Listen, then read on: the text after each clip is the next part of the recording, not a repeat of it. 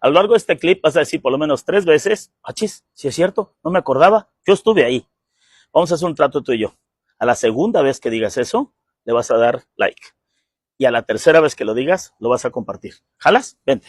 Este es el parque temático más importante que ha tenido Acapulco, el Pulmón Verde. 22 hectáreas de los terrenos de la mejor calidad en el Acapulco Dorado, en el corazón de Acapulco Dorado. Una mala noche, llegó Otis y todo lo hizo Charamusca. Pero antes de llegar a eso, quiero platicarles qué pasó desde el principio. Aunque hoy parezca difícil de creer, todo esto en los 30s era monte, como dice la frase, eran básicamente huertas. Huertas que entre otros propietarios tenía la familia de J.R. Escudero, famoso sindicalista, uno de los primeros socialistas del país y especialmente expresidente municipal. Que es que por causas de interés público, de hecho esa fue la frase que se usó, el terreno se les expropia a los ejidatarios, a los propietarios, las huertas de las que les hablo, y el interés público realmente es por repartirse los terrenos entre lo que se conocía entonces como la gran familia revolucionaria. Por lo tanto, este terreno, el terreno de hoy, el Parque Papagayo, termina en manos de un general que curiosamente era el secretario de Obras Públicas de ese entonces. Coincidencias de la vida.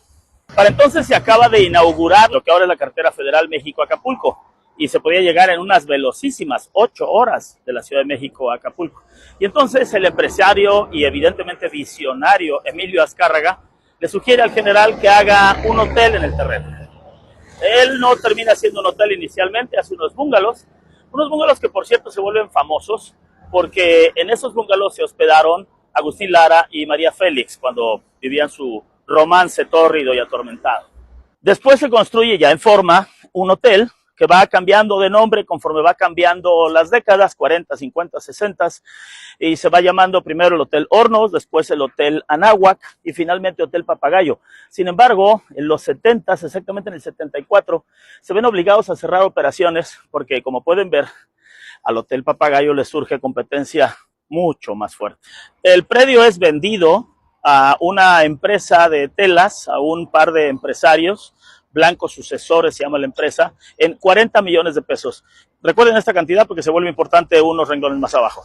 Cuando surge el proyecto toma fuerza de hacer un parque tecnológico, digamos, el gobernador de entonces, Rubén Figueroa, expropia, piénsenlo, por segunda vez el terreno, pero en este caso lo expropia por 204 millones de pesos, o lo que es lo mismo, 5 veces el valor en 7 años. La empresa que lo tenía, ¿se acuerdan de Blancos Sucesores? Multiplicaron por 5 su inversión en apenas 7 años. Pues con todo y eso, la empresa demandó al gobierno del estado en un litigio que duró por años. De hecho, querían, escuchen esto, 1,000 millones de pesos de aquellos pesos. El proyecto es sumamente ambicioso. Se planea hacer un parque tecnológico, al mismo tiempo con un balance entre ecología y tecnología. Y para ello se llama a los amos al respecto. Mandan traer técnicos, diseñadores de parques temáticos como Disney World y Disneyland, es decir, los parques temáticos más importantes del mundo, para colaborar a diseñar el Parque Papagayo a principios de los 80. Una de las firmas más reconocibles del Parque Papagayo fue su teleférico, por cierto, ensamblado por la empresa líder en movilidad por cable en el mundo, Montaz Mautino. Y la misma compañía aplicó todo el know-how que tenía ya en telesillas para montañas de esquís, y entonces también teníamos una telesilla. El parque poseía el aviario más importante del Pacífico mexicano. Más de 2,000 animales de más de 130 especies importadas de Sudamérica, de Centroamérica y por supuesto del resto del país. De hecho, ni siquiera eran jaulas en las que estaban esas aves, era una enorme reja que pasaba por encima de las copas de los árboles. Entonces ya se pueden ustedes imaginar que la sensación que daba ese aviario era más similar un poco a Parque Jurásico, solo que sin dinosaurios y con gente fea. Y un zoológico con animales tan emblemáticos para Acapulco hoy en día como el famoso huacho, un león viejo malhumorado, o los jaguares tan relacionados con el estado de Guerrero, o una gran familia de venados que hacían por un lado las delicias de los niños para acariciarlos y por otro lado las delicias de los políticos adultos para comérselos en barbacoa.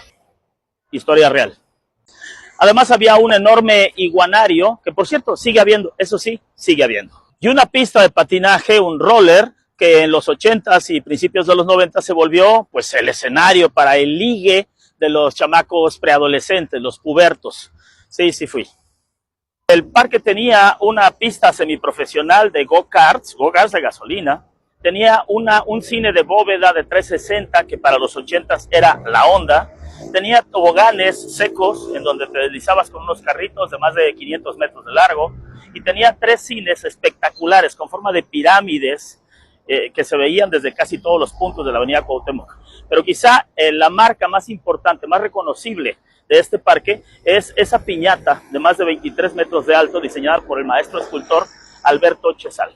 Un auditorio al aire libre para 300 y tantas personas, un estacionamiento para casi 500 autos, la segunda mayor biblioteca de la ciudad y en ese entonces, en los 80s, una biblioteca era la onda. Alrededor de esa época se le cede en comodato, no en propiedad, un lote, un predio, un área al ayuntamiento municipal para que se construya este edificio, la presidencia y regidurías. Pero no es hasta el 2020, cuando se hace justamente la remodelación, que se le cede de forma legal en propiedad. Dicho de otra forma, entre los 90s y los 2020s, todos los presidentes municipales y regidores pues, estuvieron un poquito de arrimados en esta zona. El parque estaba pensado para integrarse con el mar, por lo tanto había que poner algún tipo de paso peatonal sin que pasara a través la costera. Y entonces la única solución que se encontró fue hacer un paso suprimido, lo que de ahí en adelante llamaremos el paso a desnivel. Sin embargo, una fatídica noche de 1997 llovió en 4 horas el agua que debió haber llovido en 96 lluvias, en 2 años de temporada de lluvias. Se inundó el paso a desnivel. La cuenta oficial, 30 y tantos desvividos. Nuestras sospechas, casi 200. Y por cierto, no es cierto que nada más rellenaron y dejaron a los muertos ahí. Eso sí no. Pero tuvieron que quitar el paso a desnivel. ¿Se acuerdan del litigio que les platiqué acerca de la empresa de telas que había comprado hace muchos años el terreno? Pues el litigio seguía. Y el entonces gobernador, José Francisco Ruiz Massieu, ya había pactado, se había decidido, digamos, que se les iba a pagar con una parte, una fracción del terreno, y ellos pensaban hacer, la empresa esta, Blanco Sucesores, pensaba hacer un mall o un supermercado o algo por el estilo. Hubo enormes reacciones de la sociedad civil. En febrero del 92, Carmen Chávez Varela se coloca frente a las máquinas que estaban derribando los árboles e inicia una huelga de hambre junto con un grupo de valientes. Curiosamente, esa batalla asimétrica termina siendo ganada por el grupo de valientes. La Secretaría de Desarrollo Urbano y Ecología Federal, que es el abuelito de lo que hoy sería la SEDATU, detiene la obra y multa por el derribo de 325 árboles. En ese momento se crea Guerreros Verdes. Hoy la asociación Guerreros Verdes y la doctora Elena Kant, su líder moral, han recibido una gran cantidad de reconocimientos internacionales, pero quizá el más importante es el que debemos darle de reconocimiento a todos los acapulqueños. Sin ellos, probablemente en lugar de estar caminando dentro del Parque Papagayo, estaría caminando en el departamento de carne y salchichonería de algún Walmart. En 2020, el gobierno del estado le propone a SEDATU Federal una intervención integral del Parque Papagayo, una reconstrucción total. Se le meten 421 millones de pesos, de los cuales una parte importante son del gobierno del estado y otra parte es, por supuesto, del gobierno federal.